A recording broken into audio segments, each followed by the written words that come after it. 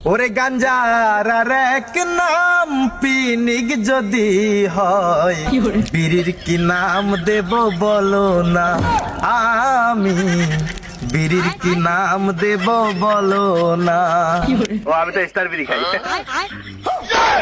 আপাজান তুমি এদিকে রোজা রমজানের দিন কি করতেছো এই জায়গায়? আপাজান আমি এই প্রশ্নের উত্তর দিতে পারবো না। আচ্ছা, এই রোজা রমজানের দিনে তুমি বিড়ি খাইতে তোমার লজ্জা করে না? আপাজান কেউ সুখে টানে, কেউ দুঃখে টানে, কেউ সুখে টানে, কেউ দুঃখে টানে, কেউ বুই যাও টানে, কেউ না বুই যাও টানে।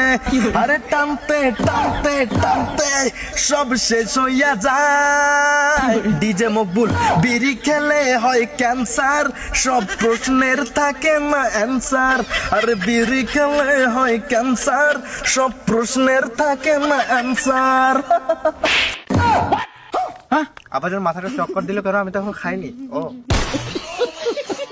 তুমি এত সুন্দর একটা দামরা বলা হয়, তুমি এই বিড়ি খাও রোজা রমজান দিনে?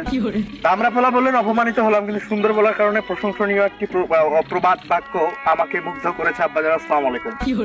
সে আমার লজ্জা লাগতেছে, তুমি আমার সওয়াল। আচ্ছা, তোমার যে আজ থেকে কত বছর আগে তোমার রোজা ফরজ হয়েছে তুমি কি জানো এটা? বাজানো ও আমার আব্বাজান, আপনি এটা কেমন কথা বললেন?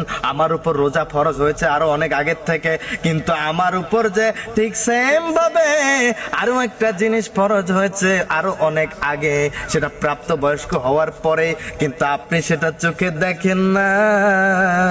আপনি এই সিঙ্গেলের কষ্ট বোঝেন না। আব্বাজান অলরেডি মনে হয় আন্দাজ করতে পেরেছেন আমি কি বোঝাচ্ছি। আমার উপর যে এই রোজার মতো করে বিয়েটাও ফরজ হয়ে গেছে রে বাবা। আপনি এ নিয়ে কোনো কথা নাই, ব্যথা নাই, মাথা ব্যথা নাই, আপনি বলেন না কিছু।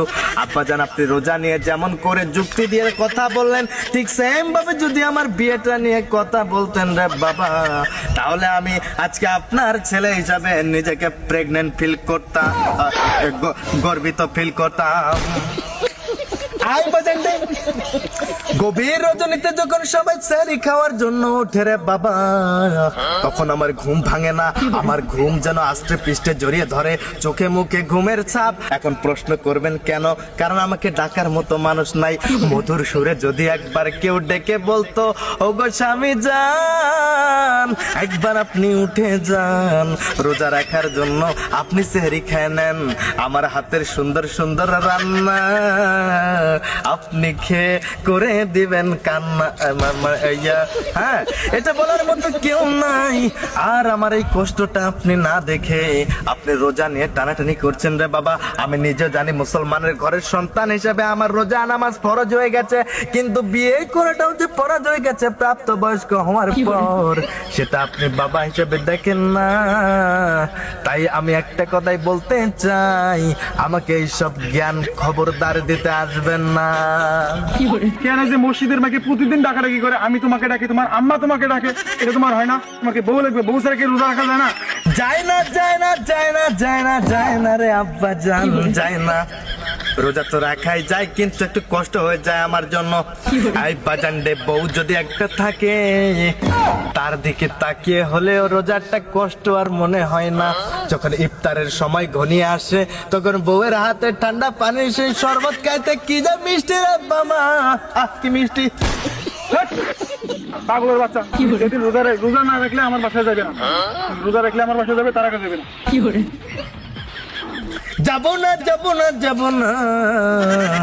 কিন্তু আপনি আমার কেমন বাবা, আপনি পুরো ওয়াজটা আমার শেষ করে গেলেন না। আপনি আমার একমাত্র বাবা, যে কিনা শীতের সময় থেকে আমার একজন ওয়ান অ্যান্ড অনলি ধৈর্যশীল শ্রোতা।